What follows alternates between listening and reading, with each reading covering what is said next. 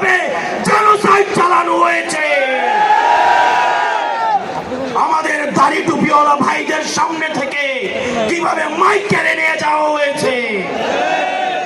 প্রিয় দেশবাসী, আপনারা দেখেছেন বাংলাদেশে কিভাবে রাতের ভোট, কিভাবে দিনের ভোট রাতে চালু করার সংস্কৃতি চালু হয়েছে, দামি ইলেকশন চালু করা হয়েছে। আমরা 5ই আগস্টে এই আওয়ামী লীগের এই দুঃশাসনের আমরা এই দুঃশাসনের কবর রচনা করেছি। আমরা বলতে চাই, এই গণভবনে কে যাবে সেটি নির্ধারিত হবে বাংলাদেশ থেকে, ভারত থেকে সেটি নির্ধারিত হবে না। আমরা স্পষ্ট করে বলতে চাই, এই সংসদে কে যাবে সেটি নির্ধারণ করবে বাংলাদেশের খেটে খাওয়া জনতা।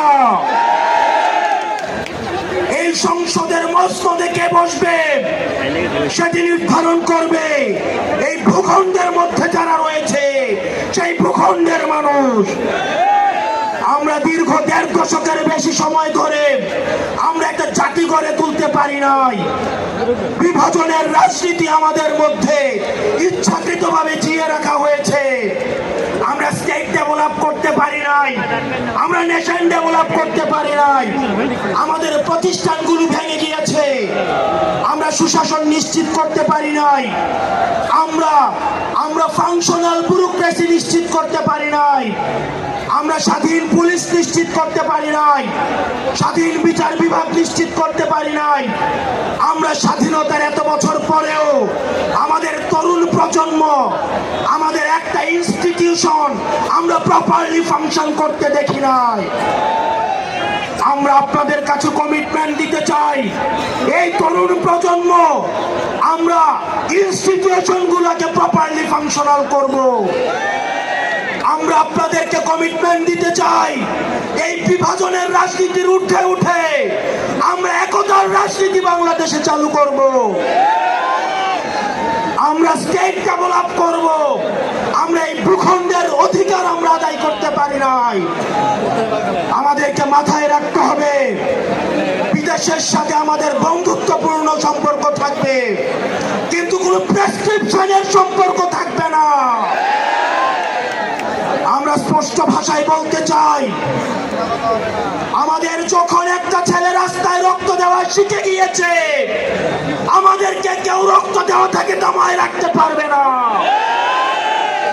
সুতরাং আমরা স্পষ্ট ভাষায় বলতে চাই, আমাদের প্রবীণ রাজনীতিবিদ যারা রয়েছে তাদের অভিজ্ঞতা এবং তরুণদের তেজদীপ্ত এবং অকুত ভয় যে নেচার রয়েছে, সেটার মিথস্ক্রিয়ায় আমরা পরবর্তী বাংলাদেশ বিনির্মাণ করব। আমরা যতদিন না পর্যন্ত আমরা নিশ্চিত করতে চাই এদেশ থেকে পরিবারতন্ত্র, এদেশ থেকে কবরস্থ হয়েছে। এদেশে কামারের ছেলে প্রধানমন্ত্রী হবে, কুমারের ছেলে প্রধানমন্ত্রী হবে। এদেশে যোগ্যতার ভিত্তিতে এদেশে নেতৃত্ব উঠে আসবে।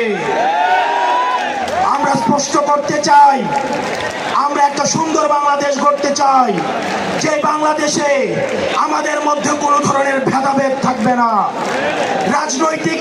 আমাদের রাজনৈতিক পরমত সহিষ্ণুতা থাকবে, মত প্রকাশের স্বাধীনতা থাকবে, আমাদের দ্বিমত প্রকাশের স্বাধীনতা থাকবে।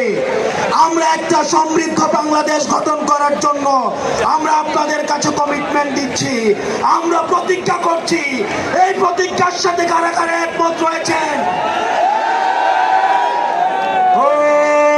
ইনকিলাব জিন্দাবাদ, ইনকিলাব জিন্দাবাদ, ইনকিলাব জিন্দাবাদ, ইনকিলাব জিন্দাবাদ। আপনাদের সাথে দেখা হবে আমাদের তরুণদের স্বপ্নের বাংলাদেশে। আসসালামু আলাইকুম ওয়া রাহমাতুল্লাহ।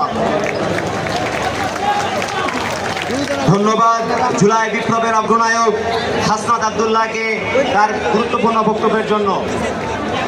প্রিয় উপস্থিতি,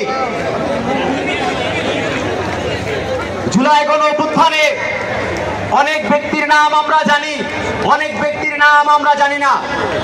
আমরা এই মুহূর্তে